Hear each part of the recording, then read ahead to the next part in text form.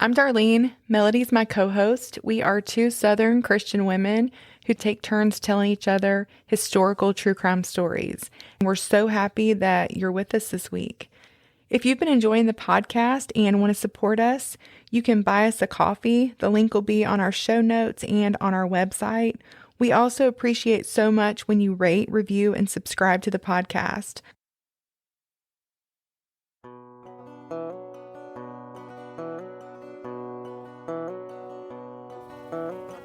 Nicknamed the Sunshine State, Florida brings to mind images of sandy beaches, palm trees, and the most magical place on earth. But before Walt Disney made it a top tourist destination, up until the 1920s, Florida was still a part of America's frontier.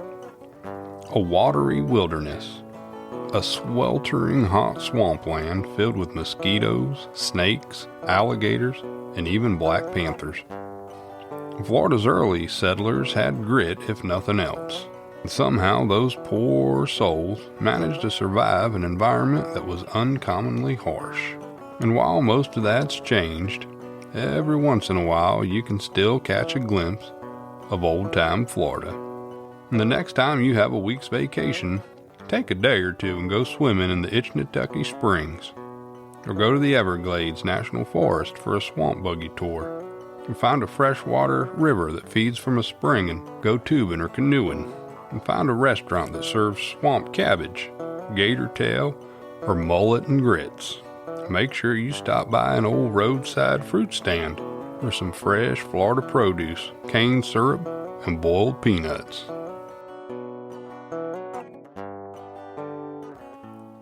The sources for this episode are going to be listed on our show notes.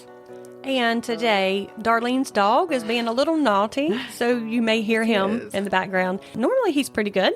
Yeah, but he's mad today. He wants to be in here and with us. Mm-hmm. So if we're not able to edit out everything, just know that's just Rufus being bad. Yep. Well, it's the first day of summer. So to commemorate that, we stopped in this morning before recording and got us some iced coffees. A local shop, Bold Coffee Company. I'd never been there before. I am really impressed. Yeah, I've been there several times because, one, I love to buy local. So it's local to Asheboro, North Carolina here, both of our hometowns right now. Yeah. And I know the owners. The husband grew up with my kids, and they're just the sweetest couple. I was impressed with their summer menu. Yeah, so what'd you get? I got a coconut mocha with white chocolate drizzle. Oh, that sounds good. Yeah. I'll have to try that. What did you get? I got the thick boy. Honestly, I ordered it just because I liked the name, but it's delicious. It actually it's like a banana latte, and it has cold banana foam on the top. And man, it was like drinking a piece of banana cream pie. That sounds so good. Yeah. Next time I want to try something with lavender. Oh, yeah, you have to. They have some great drinks with lavender in it. Yeah. So, yeah, this is just a shout out, Bold Coffee Company. Woohoo. Yep. If you're in the area, go stop and see them. Get you some coffee. Okay, so I'm Darlene. I'm Melody. This is Hard Times and True Crimes. So I want to tell you a story about a man named Edgar Watson, who was born in Ridge Springs, South Carolina on November 11th in 1855. Okay. His mother's name was Ellen Addison Watson, and his father was Elijah Watson.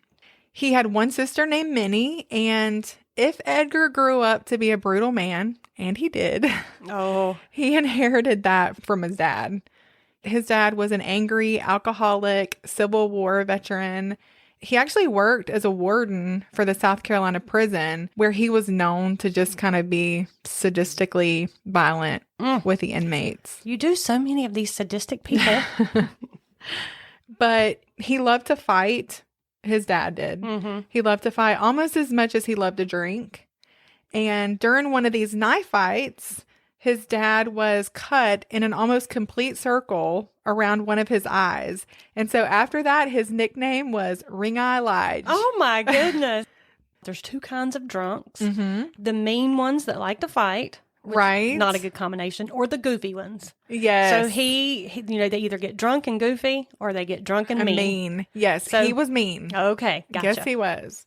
So old Ring Eye, he was also known to be cruel to his family. Yeah. He was especially cruel to his son, Edgar. The boys, they get it the worst. He was so mean that eventually Mrs. Watson ended up taking her kids and left in the middle of the night while her husband was out on a bender. They ran away to Columbia County, Florida, in Lake City, where Mrs. Watson had family. And I'm particularly interested in this because my great-grandma Thomas, her family were pioneer Floridians. Okay. From the same area. And so I'm sure she would have heard about this case. So it was exciting for me. Have you ever heard of Itchituckney Springs? No, say that again. Itchituckney? Never heard of it. Okay, well, if you ever go to Florida, you need to go there. And that's only about 25 miles from where this place was, Lake City. Okay. Yeah, it's awesome. I want to hear more about that after we record. Okay. So Mrs. Watson, she would actually never go back to her husband, which, yeah, I mean, that says something because usually they go back. Right. And she never remarried. Her 2 children, Minnie and Edgar, were raised up there in North Florida. Their mother put them first, and she did her best to teach them manners and just what a good, peaceful, honest way of life was like. Because, you know, for many years, life with their father had been pretty volatile. So hard for them. Mm-hmm. Minnie would grow up, fell in love, and she got married to a nice, prominent young man. They ended up having a wonderful life together. Oh, good. So one of the kids did well. Let's see about the other one. Right. I know it's going somewhere rough. Edgar Watson also grew up to become a big, strong, reputable young man. He almost embodied what a Southern gentleman should be in those days. His presence just kind of demanded attention and respect. He was over 6 feet tall. He had red hair, a red beard, these striking blue eyes. And although he usually kept in control of his temper, he was not afraid of a good confrontation. Well, you said redhead, and I was already thinking timber. Yeah, he was the kind of person that you knew you didn't want to cross. Yeah. You kept him on your good side. Well, you know, those gingers, they have a reputation. But he could be generous, you know, if he liked you. And he was serious, but he could also be pretty funny. So people liked him. Yeah. And I love red hair. Yeah, me too. So I'm sitting here, like you said, the red hair and the blue eyes. Was he a really good looking guy? He was a good looking guy. Yeah. That's what I was thinking. He was. And he ended up marrying a well-bred young lady named Jane Dial. They rented a farm together, and he proved himself to be a good husband, a loving dad, a hard worker, and a successful farmer. In the beginning, anyway. So things are going good for him. They are. One year, though, when it was time to cash in on crops, Watson traveled to O'Brien, Florida, with some fellow farmers. Some of these farmers were family, and some were neighbors and friends. They made a trip like that every year together because, it was a celebratory time. Like you and I have discussed on the podcast before, farmers were paid once a year. Mm-hmm. This was their payday when it was time to cash in those crops. And it wasn't uncommon for them, to go to a saloon in whatever town they were in, selling their crops, and celebrate with a lot of alcohol. Sure, yeah. And that's just what Edgar and his fellow farmers did that night. But this particular night, Edgar had a little too much to drink. And it was in this town where they were strangers. He decided to get on top of a table and make this speech. Okay. He was acting like really arrogant and... Well, I thought you were going to say he got on top of a table and danced. No, thankfully he did not do that. But one of his cousins got nervous because he didn't want them to get jumped. You've seen those bar scenes. Oh, yeah. It doesn't take much. And they're, who does this guy think he is? And these native Floridians, they were tough. Mm-hmm. They had to be. They were used to defending themselves against scorching heat, rattlesnakes, gators, panthers, bobcats. Oh, goodness. And they could be a hot-headed bunch. They had to be tough. I mean, they were living in tough times. They were. And I wouldn't call them arrogant, but I wouldn't call them lowly or meek either. Mm-hmm. So let's just say a lot of men were killed in those days over perceived disrespect. Mm-hmm. If they felt like he was being cocky. Yeah. When you think of it like that, you can see why the cousin was like, oh my goodness. Uh-huh. What's he going to get us into now? Right. Yeah. So his cousin hurried over and tried to persuade him to get down off of that table. Edgar did not like that very much, and he responded by kicking his cousin right in the face. Oh, goodness. But the cousin didn't give up, and he reached up this time to try to pull Edgar down, not to hurt him, but just to get him to quiet down. And Edgar tried kicking him in the face again, but this time he caught his foot. And because he was so drunk, that threw him off balance, and he came tumbling down off the table onto his knee, and his kneecap was shattered. Oh. And surgery for fractures at that time had the potential really to do more harm than good. Oh, I can imagine. I mean, it wasn't one where they would go to the dentist to get their knee fixed, though, was it? Isn't that crazy? Yeah. So Watson was stuck in bed with this busted knee for months while his farm pretty much went to pot. Oh. And I guess he used that time to stew and blame his cousin for that predicament. When he was able to get out of bed, Watson went and confronted his cousin. And I don't know what his original intentions were, but Mr. Watson ended up killing his cousin that night in a knife fight. My goodness. Wow. He was serious. Knowing the sheriff would soon be after him for murder because there had been witnesses, he hurried back home, loaded his wagon with a few belongings, his wife and kids, and they left Florida. Who were the witnesses? Okay. Just some bystanders. They were probably at a bar from what it sounded like, but I can't be 100% sure of that. Okay. When they left Florida, they stopped in Georgia for a short while, and then they went on to Arkansas, and the family eventually made their way up into Indian Territory in what's now known as Oklahoma. Okay. While in Indian Territory, Watson met and became friends with the infamous outlaw Belle Starr. I don't know that outlaw. You don't know her? No. Oh my goodness. Okay, well, I'm going to tell you about her then. Okay. She was actually raised in a prominent family in Missouri. Her dad ran an inn and her mother was a pianist. Her mother raised her to be a lady. Belle even attended a girls' academy for her education, but her daddy and older brother taught her how to shoot guns and ride horses. So when Belle was a teenager, the Civil War broke out. She and her family were Confederate sympathizers. Her older brother that she was super close with, Bud, he led a gang of Confederate guerrillas. He became part of, I don't know if you've ever heard of the Quantrill's Raiders. Do you know that? Okay. No. So they were basically like a guerrilla, unofficial. During the Civil War? Yeah. Okay. So they thwarted the efforts of the Union. The Union? Really, they killed a lot of them. It was said that they would like wear their fingers and stuff and necklaces like around their necks. Oh, that's kind of barbaric. Yeah. You know who was in that? No. Was Jesse James and Really? his brother Frank James. Okay, I am so surprised that I have never heard of this because I Yeah. have studied the Civil War a lot. I know a lot of, I don't want to brag that I know a lot. I know enough. Yeah. And I have never heard of that. So look it up. They're also called bushwhackers. But I have heard of the bushwhackers, but I Yeah. didn't. What was the name of that particular? Quantrill's Raiders. I am looking that up. Though. Definitely look it up. It's really interesting.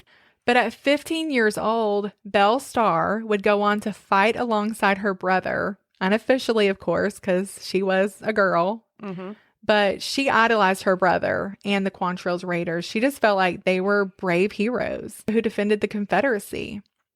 Her brother one day was eaten at the home of some Southern sympathizers when a group of Union soldiers showed up. He tried to run, but he ended up being shot by the Union troops. So, of course, Belle was just devastated. Was that in front of her? It wasn't, but she just kind of romanticized them. Mm-hmm. I think she did before, but if she did before, she did even more Now. after that. Yeah. Yeah. So like I mentioned, Jesse and his brother Frank, they were also members of the Quantrill's Raiders. And as we all know, after the war, they would break off and start their own gang, which was known as the James Younger Gang. Mm-hmm. Yes, I remember that. They would rob trains, steal horses. They committed murder. So Jesse and Frank, they were pure out criminals. But Belle Starr's father, he still saw them as friends who'd bravely fought alongside his son. And so he'd allowed them to hide out on his farm in Missouri when they were running from the law. Belle Starr would meet the first of 3 of her outlaw husbands after a bank robbery. Her first husband's name was Jim Reed, and he had also been a raider, but he became part of the Jesse James Younger Gang. Belle loved her some bad boys and constantly found herself on the wrong side of the law. Her husbands, they were dangerous criminals for sure. And there's no doubt that she supported him. She hid him out. Like I said before, I think she saw her brother and them. Yeah. And throughout her life, she is said to have committed too many crimes to count. Oh, wow. In 1874, I know she was wanted for a stagecoach robbery, but she was actually only ever convicted of horse theft. For that crime, she ended up spending 9 months in jail in Detroit and then was sent back to her home in Indian Territory. Okay. But whatever she was in life, in death, she was catapulted to fame as the Wild West princess outlaw Belle Starr. And by all accounts, when Mr. Watson first came to the area, he and Belle Starr and her last husband, Jim Starr, they were all great friends. Watson rented some land and lived only about 7 miles from the Starrs. They would visit each other and just drink together, you know, all that kind of stuff. Things were good between them. Mr. Watson, he had a good reputation there among his neighbors. He worked hard. Everybody loved his family. There was no doubt he really did have a great family. But somehow or another, Sam Starr and Mr. Watson had a business deal that went bad, and it was probably something illegal. Sure. Not exactly sure what it was. There's nothing on record to say that the two of them ever had words over it. But on the morning of February 3rd, in 1889, just 3 days before her 41st birthday, Belle Starr rode her horse to Edgar Watson's house, and the two of them argued over the money that she felt he owed her husband. Yeah. Her husband had actually just went out of town. Okay. So I guess when he was gone, she was like, he's about to pay my husband his money. I'm going to get that money back. So they had a heated exchange. And Belle informed Watson that she knew about his murderous past and that if he did not pay up, she would go to the law. Oh, that's interesting. There was a witness there that said he'd heard Watson threaten to kill Belle. And again, I don't know who this witness was, but I did find that in an actual newspaper from the time, from 1889. So that evening, Belle rode her horse to meet with some friends. Like I said, her husband was out of town. She went to a man named Jack Rowe's house. Mr. Watson, he was actually there when she came, but as soon as Belle came in, he was noticeably agitated and he left the room. It didn't seem to bother Belle, though. She did mention to them that he threatened to kill her, but she continued visiting with her friends and drank some more alcohol before she headed out alone. She wasn't really worried about it, I guess. No, she was not. She'd been around some pretty bad guys, I guess. Yeah. They said there was only ever one lawman that was brave enough to come on her property and arrest somebody. Oh, wow. And she ended up thinking the world of him because he was so brave, and they became really good friends. He earned her respect. But her last two husbands were Indians, and so they lived in Indian Territory, a dangerous area. Yeah. She has to be bad too. Right. To live in those, in that area and to not be afraid of all these other criminals that they're hanging around with. Right. But she was really good to the poor, to Indians. She fought a lot for their rights. I mean, people aren't one-dimensional. She had a lot of bad, a lot of good, like we all do. Yeah. You can edit this out, but I'm sitting here going, I don't know which murder you're going to tell me about. Him killing her or her killing him.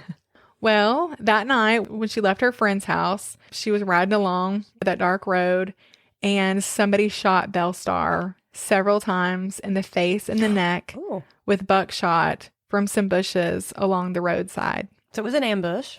When a search party was sent out to investigate the next morning, they found a warm place in the bushes about 15 feet from the road where the murderer had stood. And, they waited to ambush her. And all this I found in newspapers. Clear tracks were followed from that spot directly to the home of Edgar Watson. Surprise, surprise. Watson and his wife showed up to Belle's funeral. As soon as it was over, Sam Starr, who was Belle's husband, pulled a gun on him and told him that he was taking him into authorities for murder. Mr. Watson claimed that he was innocent. He said, yes, it was true she had visited his house that day, but when she left, they parted as good friends. He said he personally liked Belle, but she had terrorized a lot of the townsfolk in the nearby town, just outside of Indian Territory. She stole their horses, she held them up with guns and robbed them. He asked the court to consider that it could have been anybody. Belle definitely had other enemies besides him. In fact, she had beat her son really, really bad with a horse whip. Oh, my goodness. Because he had abused her horse. Oh, my gosh. I mean, that had just happened. So it wasn't like Yeah. he was her only enemy, but those tracks leading back to his... And he had made a threat. So, yeah. In the end, they kind of had to let Mr. Watson go for a lack of hard evidence. Everyone was sure he did it, but as far as the law went, there just wasn't enough proof to convict and hang a man. Okay. So the tracks that led back to his house, I mean, it was pretty incriminating, but Yeah. still not enough? Apparently not. Okay. So they let him go. I mean, I know it wouldn't be enough today, but I'm thinking back then, that would probably Yeah. have been, I would have thought that it would have been enough. He was named in the newspaper, though, as a suspect. To this day, if you go back and read about her murder, his name's going to be in there. They probably all say it like it's a fact. Yeah. Even though he wasn't convicted. Right. And again, her family always believed Edgar Watson was her killer. However, Belle Starr's death is officially unsolved and one of the great mysteries of the Wild West Even to this day. Mhm. Wow. Mr. Watson decided once again that he needed to get out of Dodge. Yeah, I'm sure he does. Because when you hang around with other criminals, you know they're coming for you. Exactly. And by this time, between Florida, Georgia, Arkansas, and Indian Territory, Mr. Watson had been accused of 4 murders. Oh, okay, but you've only told us of I've 2. only told of 2, but that's what I found in newspapers. But he had already been accused of 4. He had been accused of 4 murders. Yes.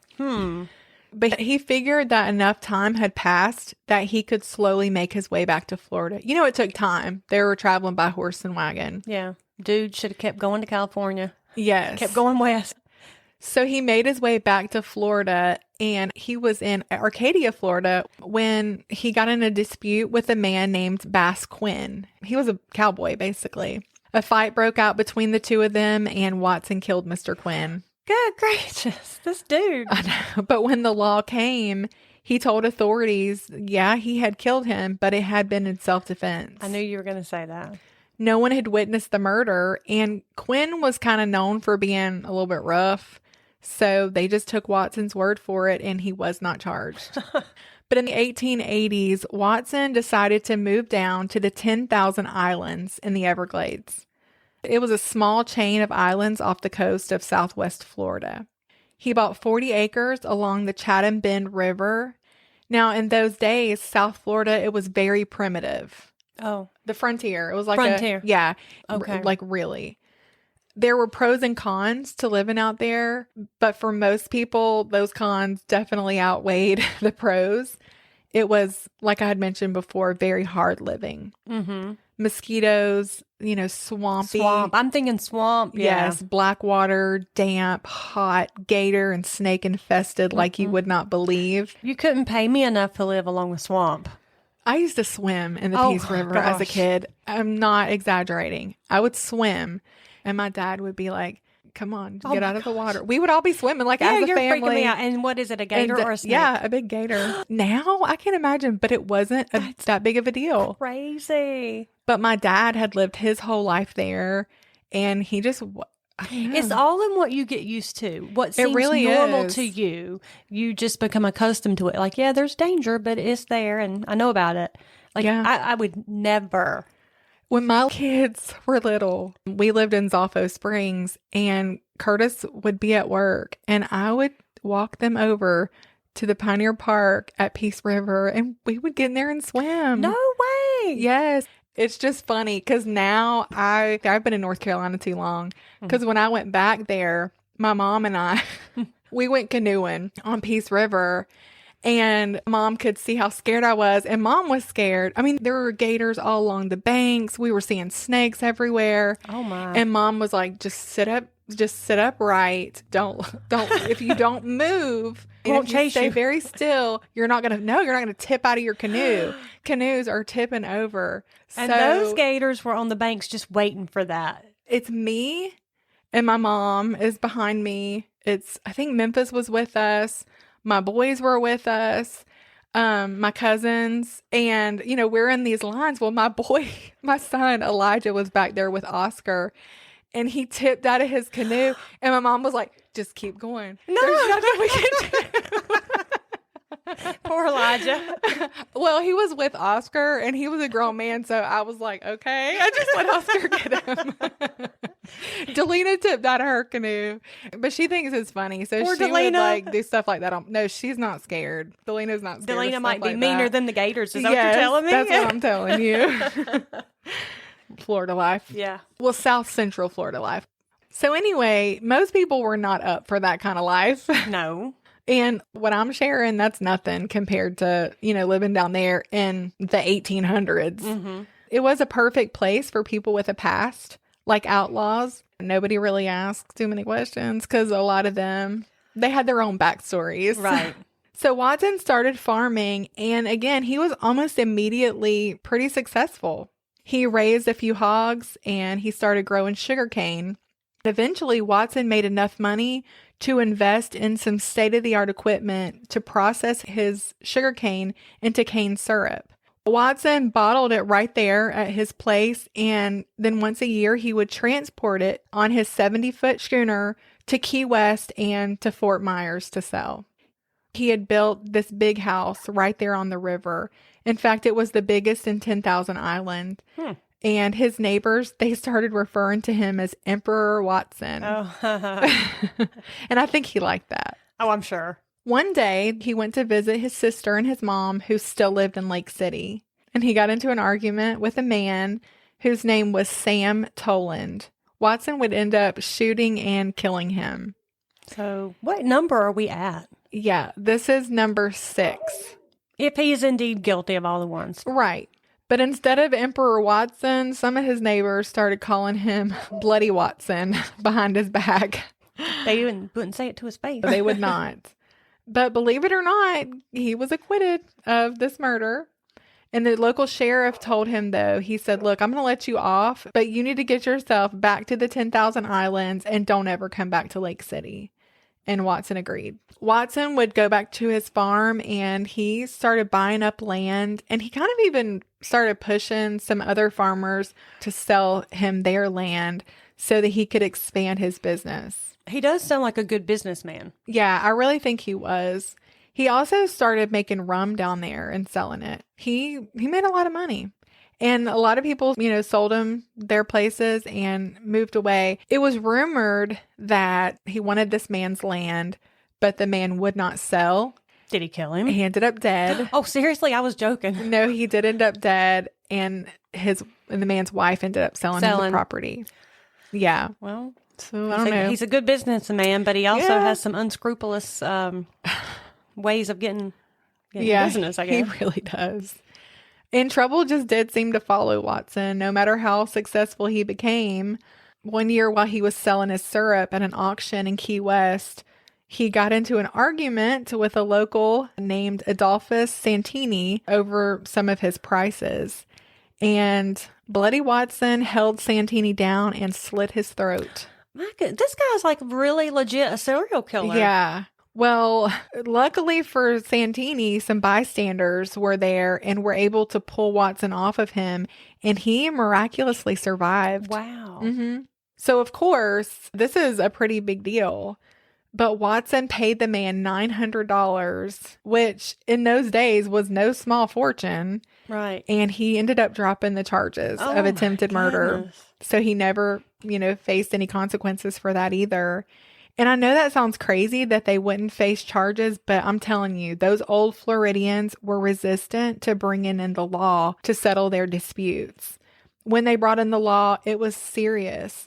I think I told you, my great-grandma Thomas that I always talk about, her dad and her brother were shot during a sharecropping dispute by the landowner. Well, yeah, your mom has a song and a video about that on she YouTube. Does. She sure does. Sharecropper's son. Yes. Yeah. So Sherry White. Let's go ahead and call her out. Sherry absolutely. White. Listen to that song.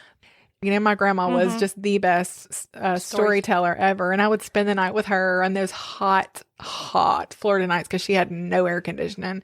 And I would just lay there and she would tell me all these great stories. I think it's why I love history to this day. And she was a little bit morbid. So she would tell me the real fairy tales. Yes. From, from back in the day. But she would also tell me, these true stories about her life. And I remember I was like, well, did he go to jail? The man who, and she was like, no. And she said, oh, he gave our family some horses. Oh, wow. Yeah. So that was not like unheard of. It wasn't unheard of, but I feel like it was in most other places. I think Florida was just, I don't know. It was just different down there. Aren't you? Yeah. Yep. So Watson went back home after that because he was acquitted again and bought some more land on the 10,000 Islands on Lost Man's River. He started farming that land as well. And of course, as always, it proved to be prosperous. But one day, Watson found two men, one whose name was Tucker and the other Tucker's nephew. And they were squatting on his property, which honestly wasn't uncommon because, like I said, it was kind of a frontier. So a lot of times people would come down there, immigrants or, again, outlaws, and they would squat. But this was his land. They maybe didn't even know that because there was so much of it, but he wanted them to know they needed to get off of his property, and they refused to do that. Well, they didn't know who they were dealing with. No, they didn't, because they both mysteriously turned up dead. Of course. But again, there was no hard evidence. So even though local residents by this time believed that Watson was the killer, there were no sheriff deputies down there on 10,000 Islands to investigate. The nearest sheriff, he lived 90 miles away. Okay. So this guy's very brazen, but he's gotten away with murder many times. So he is. And he's not a typical criminal. He's successful. He dresses well. It's funny because his family is so different than what you would think they would be like. His wife was respectable. She had been a teacher. This is not like some white trash down there living in the, do you know what I mean? Yeah. So nobody really did anything, but they were watching him at this point, his neighbors. They were kind of feeling a little bit uneasy. Yeah. I sure wouldn't have crossed him. A little bit of mistrust in the air. One thing they noticed was that Watson seemed to always hire a bunch of outlaws. And some of these outlaws were extremely dangerous. We're not talking horse theft. We're talking like one of the men had murdered a deputy for sure. Another man is said to have murdered two other men right out there on Watson's farm, and no big deal was ever made of it by him. Watson, he said, well, you know what? I got to hire whoever's willing to come out here and do the work. This is hard work. He was like, I just have to do what I have to do for my business. Well, and he wasn't worried about criminals. I mean, right. If you're the meanest one, yeah, you're not worried about them. And it said that he would use some of the more vicious criminals to strong arm some of his other workers and some of his neighbors. That's what I was thinking. Some of his neighbors. Yeah. So another thing that they noticed was that he never kept the same workers for long. Like every season, these different workers would show up, which you could argue they could have been migrant workers. To them, it was very suspicious, and it was rumored that he was giving them what the locals would call the Watson special. In other words, he was murdering them come payday. He was taking them to the train station. Yes. And then, as if all that weren't enough, this book came out about the life and death of the bandit queen, Belle Starr. Oh, my. That named Watson as her suspected murderer. Yes. Well, no, he's got his name in a book. Yes, he does. So the locals at this point had become downright fearful, just uneasy with him being there. What was this man capable of? They just didn't know. But honestly, these rumors didn't seem like they bothered Watson one little bit. He probably was a little bit proud of it. Yeah, he was prosperous, and look how many times he's probably gone away with murder, and he might even like that people fear him a little bit. That's what I was going to say. I'm sure he did like the neighbors are afraid of him. Right. And, he's keeping them in line. Exactly. So one day, though, this little black boy who had been fishing for mullet, you know what mullet is? No. Mullet is a type of fish. Yeah, down there in Florida. My grandma used to fix us fried mullet and grits. Oh, wow. I Yeah. just thought it was a bad hairstyle from the 80s. That too. That too. So Okay. before there was shrimp and grits, there was mullet and grits? Yes. Oh, okay. Mullet was the poor man's Shrimp and grits. poor man's shrimp for mullet for their supper. This little boy ran out of Chatham Bend, terrified, to a local cowboy's house near Chokoloskee. He had been fishing when he saw the body of a woman named Hannah Smith coming up out of the water. Hannah was 6 feet tall and she was 300 pounds. She had been gutted, probably so that she would sink, I'm sure. Part of her was still sticking. She was a big woman. Yeah. And this is like a swampy area. Yeah. You know what I mean? Yeah. Can you imagine this I'm kid? seeing that. They said at first he thought it was like a gator. But And anyway. I'm wondering what's Hannah done to cross Watson, so. Well, this woman, of course, she had just so happened to work for Watson. But anyway, again, what did they have really? Right. But then the bodies of two men, one of them an outlaw named Dutchy Melvin, and another woman who had both worked for Watson, they were found murdered on his property as well. Good night. Now, this time, the townspeople confronted him. And Watson blamed another local outlaw named Leslie Cox for the murders. Watson told them that he was going to take care of it. And he actually took his boat and went to Fort Myers to ask Sheriff Tippins to deputize him so that he could hunt down Cox and legally kill him. Oh, my word. And the sheriff would not do it because, because a man named William Brown had already been to see him. He came to see him because he had heard talk among the townsfolk that they were planning to kill Watson if something was not done. So he was like, look, y'all better get down here and do something because this is escalating really quickly. You need to come investigate this man because these people are ready to take the law into their own hands. Yeah, I almost feel like they almost have to. I know. Because none of them are going to be safe. Right. Until he's gone. Right. Yeah. But then, just then, like literally within a day of that happening, this big hurricane blew in and it was a devastating Category 4. Again, I hate to always put myself in the story, but in 2004, we lived through a Category 4 hurricane in Florida, Hurricane Charlie, and it was devastating. And these people didn't have FEMA. Right. And nice people from other states coming in, bringing them water and food. Yeah, 1880s. And they didn't have any social help probably at all. Right, right. Now, this was 1910. Oh, okay. But it was... Still, we're talking early 1900s. Exactly. I can't imagine like how devastating it was. And I can tell you that people are just on edge when something like that happens. You know, imagine, they've probably, a lot of them lost their homes. They're scared of this man. There's just a lot going on, right? 3 days after the 1910 hurricane, Watson got on his boat and headed toward the Smallwood store of Chokoloskee, where he always went. The people had been listening for the motor of his boat, and he was met by a mob of armed locals. Watson, at that point, he really tried to change their mind. He told him, look, I killed Leslie Cox. And, so he did go find Leslie Cox and kill him. He did. And he said, look, he's the murderer. He said, I've got Cox's hat. He had it in his hand and he showed the crowd the bullet hole that was in it. But the locals told Watson that they were taking him to be investigated. Yeah. So they weren't planning to kill him mob justice. Yeah, no. But they were like, this is it. We're tired of this. But Watson reached for a shotgun. Yeah. This guy. And he tried to fire. Yeah. But it didn't fire because when he had came in earlier to buy some ammo, although he was good friends with the Smallwood store, the man himself, he would not even come out there and be a part of that, of the mob, because he's like, he always pays his debts. He's been good to me. I don't have a problem with him. But his wife did not like him.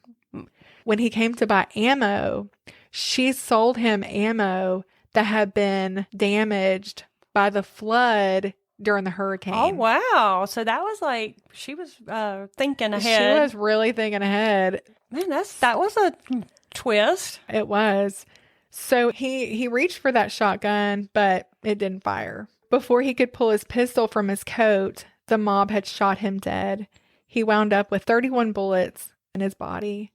Then they tied his body behind a boat and dragged it to Rabbit Key Island, which was just another little small island, where they dug this shallow grave for his body. And they ended up stacking coral rock on top so that he wouldn't wash out into the water.